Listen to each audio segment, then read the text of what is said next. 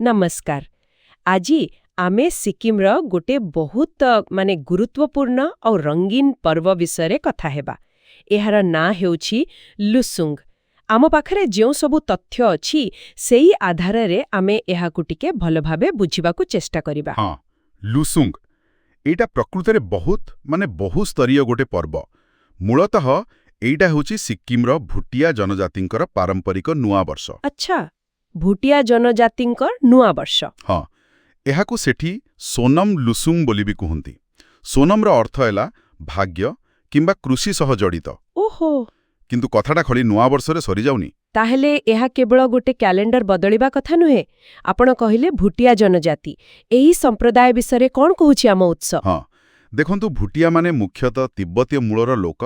ସେମାନେ ସିକ୍କିମର ସମାଜ ଆଉ ସଂସ୍କୃତିର ବହୁତ ପୁରୁଣା ଆଉ ଏକ ପ୍ରମୁଖ ଅଂଶ।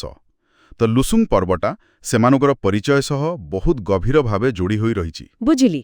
ଆଉ ଗୋଟେ ଗୁରୁତ୍ୱପୂର୍ଣ୍ଣ କଥା ହେଲା ଏଇ ନୂଆବର୍ଷ ପାଳନଟା ଠିକ୍ ସେତେବେଳେ ହୁଏ ଯେତେବେଳେ ଚାଷ କାମର ଗୋଟେ ବଡ଼ ପର୍ଯ୍ୟାୟ ସରେ। माने अमଳ समय रे। ହଁ ଅମଳ ଋତୁ ଯେତେବେଳେ ଶେଷ ହୋଇଥାଏ ଠିକ୍ ସେତିକି ବେଳେ। ओहो, एइटा तो बेश आकर्षणीय।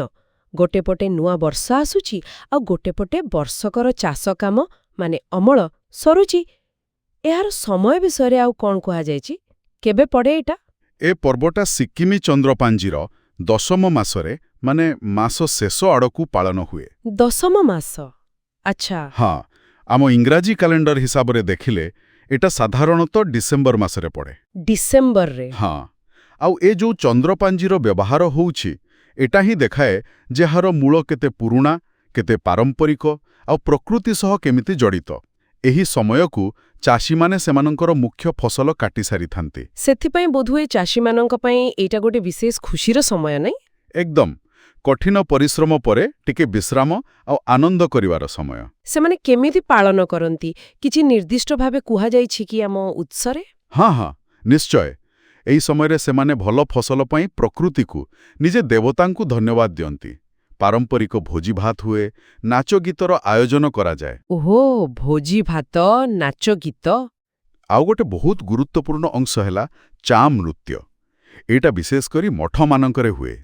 ଚାମ୍ ନୃତ୍ୟ ଏଟା କ'ଣ? ଏଇଟା ଗୋଟେ ପ୍ରକାର ମୁଖାପିନ୍ଧା ନାଚ। ଖାଲି ମନୋରଞ୍ଜନ ପାଇଁ ନୁହେଁ, ଏହା ଭିତରେ ପୁରୁଣା କାହାଣୀ ସବୁ ଥାଏ। ଆଉ ଗୋଟେ ବିଶ୍ୱାସ ବି ଅଛି ଯେ ଏହି ନାଚ ଦ୍ୱାରା ଖରାପ ଶକ୍ତି ସବୁ ଦୂରେଇଯାଏ। ନୂଆବର୍ଷର ଶୁଭାରମ୍ଭ ପାଇଁ ଏହା ଜରୁରୀ ବୋଲି ସେମାନେ ଭାବନ୍ତି। ବା, ଏଇଟା ତ ବହୁତ ଗଭୀର କଥା। ମାନେ ଖାଲି ବର୍ତ୍ତମାନର ଖୁସି ନୁହେଁ, ଭବିଷ୍ୟତ ପାଇଁ ଶୁଭକାମନା ଆଉ ଅତୀତର ଖରାପ ଜିନିଷକୁ ହଟେଇବାର ପ୍ରତୀକ ବି। ଆଉ ଏଇ ଯୋଉ ସଂସ୍କୃତି ଆଉ ପ୍ରକୃତିର ମିଶ୍ରଣ କଥା କହିଲେ, ସେ ବିଷୟରେ ଆଉ କିଛି ଅଛି କି? ହଁ ଅଛି। ଏଇଟା ବଡ଼ କୌତୂହଳର ବିଷୟ ଯେ କେମିତି ଗୋଟିଏ ପର୍ବ ଏକା ସାଙ୍ଗରେ ନୂଆବର୍ଷର ଆରମ୍ଭ ଆଉ ଚାଷ କାମର ଶେଷକୁ ଦେଖାଉଛି। ଏଇଟା ଦେଖାଏ କେମିତି ପ୍ରକୃତିର ଚକ୍ର ସହିତ ମଣିଷର ଜୀବନ ଯୋଡ଼ି ହୋଇ ରହିଛି। ହଁ, ସତରେ। ଆଉ ଉତ୍ସରୁ ଏହା ବି ଜଣାପଡ଼େ ଯେ ଘରକୁ ଯେତେବେଳେ ନୂଆ ଅମଳ ହୋଇଥିବା ଫସଲ ଆସେ ସେତେବେଳେ କିଛି ଖାସ୍ ପୂଜା କରାଯାଏ। ଏହା ଆଗାମୀ ବର୍ଷ ପାଇଁ ଭଲ ହେଉ, ସମୃଦ୍ଧି ଆସୁ, ଏଇ କାମନା ନେଇ କରାଯାଏ। ତେଣୁ ଦେଖିଲେ ସେମାନଙ୍କର ଜୀବିକା, ବିଶ୍ୱାସ, ପର୍ବପର୍ବାଣୀ ସବୁ କେମିତି ମିଶିଯାଇଛି। ତେବେ ମୋଟାମୋଟି ଭାବେ ଦେଖିଲେ ଲୁସୁଙ୍ଗ ଖାଲି ଗୋଟେ ଛୁଟି ଦିନ ନୁହେଁ। ଏହା ଭୁଟିଆ ସମ୍ପ୍ରଦାୟର ପରିଚୟ, ସେମାନଙ୍କର ଚାଷ ଉପରେ ନିର୍ଭରଶୀଳ ଜୀବନ, ପ୍ରକୃତି ସହ ସମ୍ପର୍କ ଆଉ ଆଧ୍ୟାତ୍ମିକ ବିଶ୍ୱାସର ଏକ ସୁନ୍ଦର ମିଶ୍ରଣ। ଏକଦମ ସଠିକ୍। ଡିସେମ୍ବରରେ ପାଳନ ହେଉଥିବା ଏହି ପର୍ବ ଅମଳ ପରର ଆନନ୍ଦ ଆଉ ନୂଆ ଆଶାର ପ୍ରତୀକ।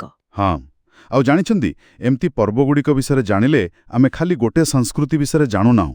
ଏହା ଆମକୁ ଗୋଟେ ବଡ଼ ଚିତ୍ର ଦେଖାଏ। କେମିତି ପୃଥିବୀର ସବୁଆଡ଼େ ମଣିଷ ନିଜ ପରିବେଶ, ନିଜ କାମଧନ୍ଦା ଆଉ ସମୟର ଧାରଣାକୁ ନେଇ ନିଜର ସାଂସ୍କୃତିକ ପରମ୍ପରା ଗଢ଼ିଛନ୍ତି। ଏହା ପ୍ରକୃତରେ ଏକ ମହତ୍ତ୍ୱପୂର୍ଣ୍ଣ ଦିଗ। ତାହେଲେ ଏହି ଆଲୋଚନା ଶେଷରେ ଗୋଟିଏ କଥା ଭାବିବା ପାଇଁ ରହିଲା।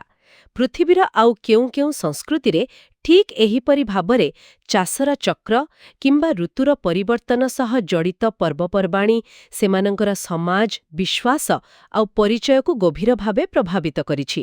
ହଁ ଏଇଟା ନିଶ୍ଚୟ ଗୋଟେ ଭଲ ପ୍ରଶ୍ନ ଆଉ ଏକ ଅନୁସନ୍ଧାନର ବିଷୟ ହୋଇପାରେ।